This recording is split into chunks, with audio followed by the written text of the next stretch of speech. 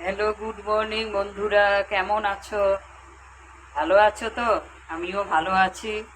এই যে আমার রান্না হলো ট্যাংরা মাছ আলু পটল দিয়ে ট্যাংরা মাছের ঝোল আর ভেন্ডি ভাজা। ট্যাংরা মাছের ঝোল। Like, comment, share.